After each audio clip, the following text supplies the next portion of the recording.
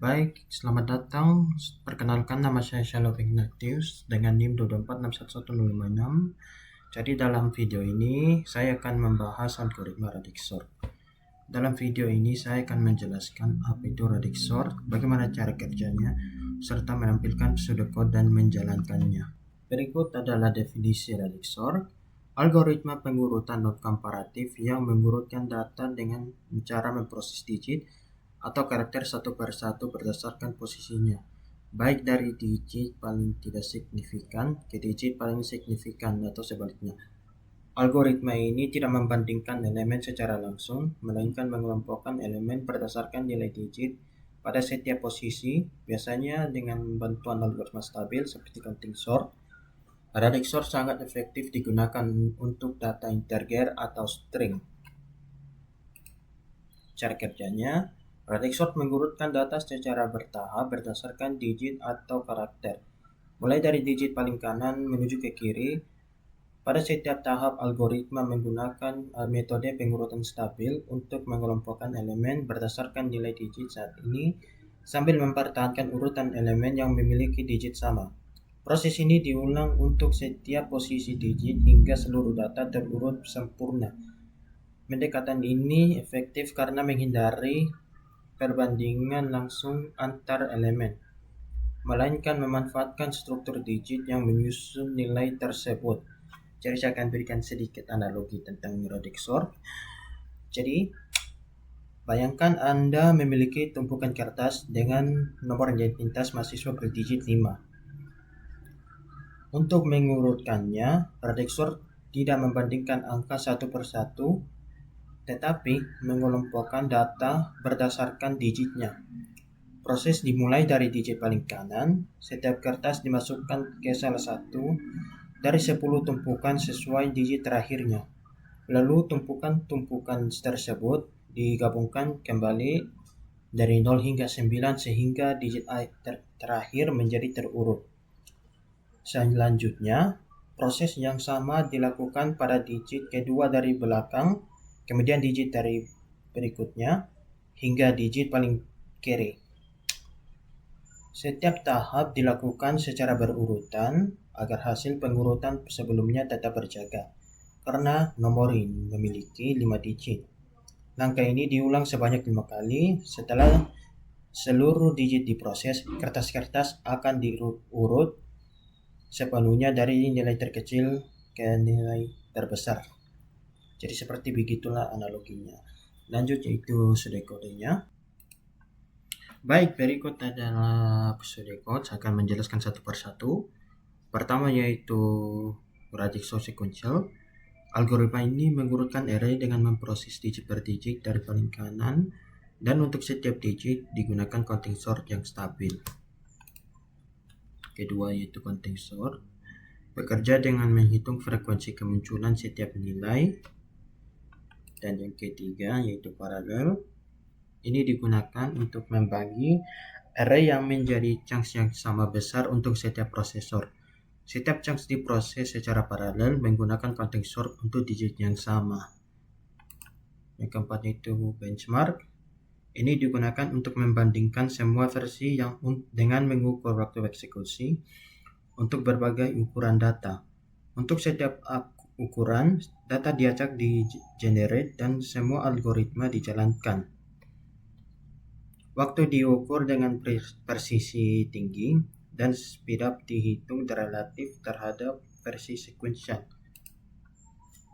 Kelima, hasil visualisasi. Ini akan menampilkan 6 plot berbeda, yaitu pertama, waktu eksekusi semua versi dengan skala logaritmik. Kedua, speedup relatif terhadap sequential. Ketiga, efisiensi paralelisasi. Dan keempat, breakdown waktu untuk data terbesar. 5, heatmap speedup. Dan yang keenam, rekomendasi algoritma berdasarkan ukuran data. Visual ini membantu memahami pola performa dan trade-off. Terakhir, analisis.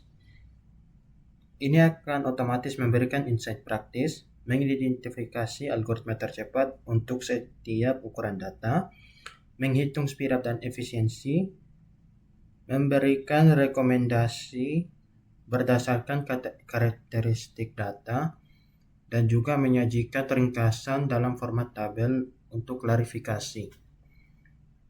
Oke, setelah itu kita akan lanjut ke dalam implementasi kodenya. Baik, saya akan menjelaskan output dalam sel keempat.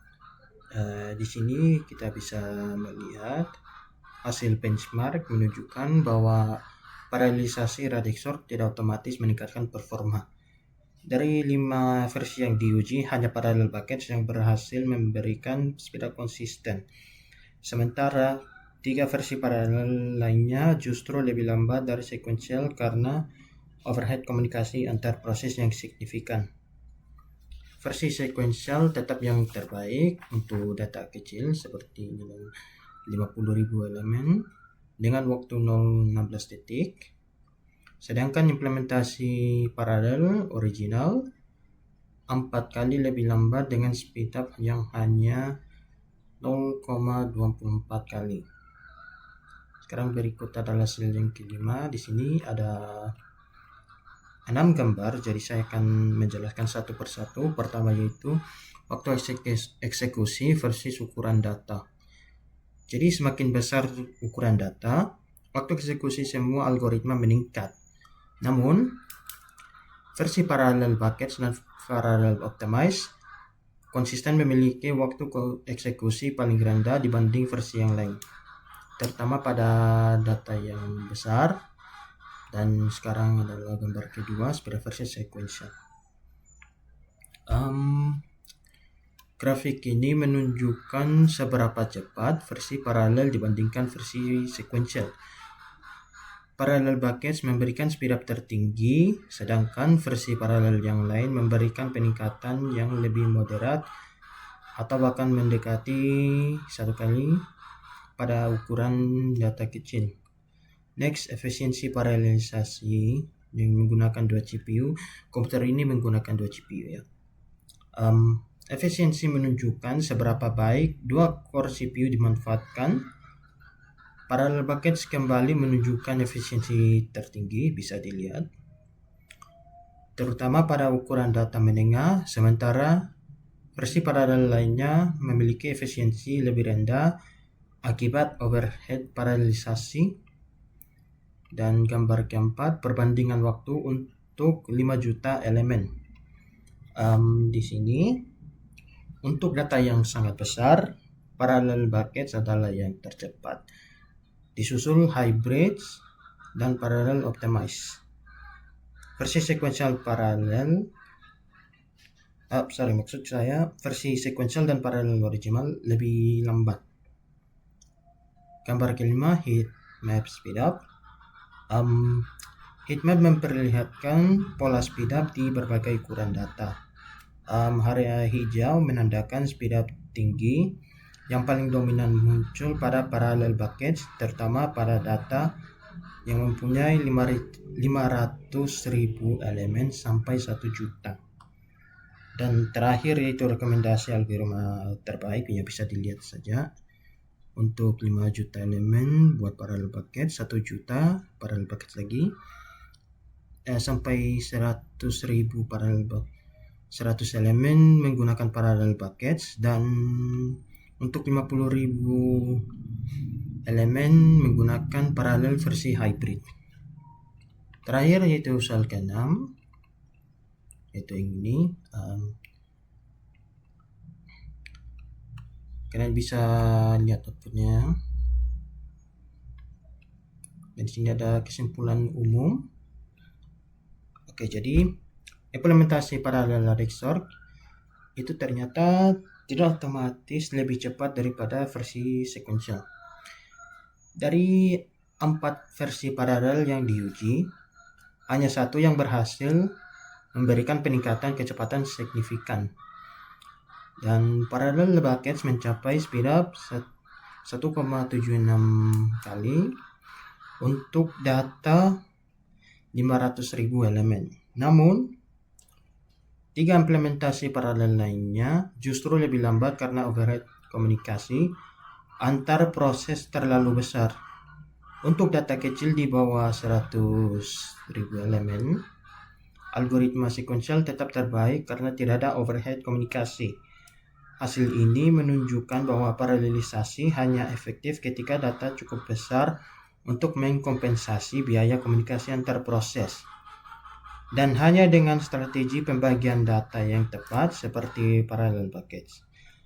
Pada sistem dengan 2 CPU, peningkatan kecepatan maksimal yang realistis hanya sekitar 1,5 sampai 1 kali, jauh dari teori ideal 2 kali.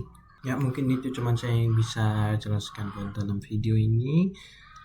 Terima kasih, mohon maaf jika ada yang salah atau yang saya gugup. Sekali lagi terima kasih.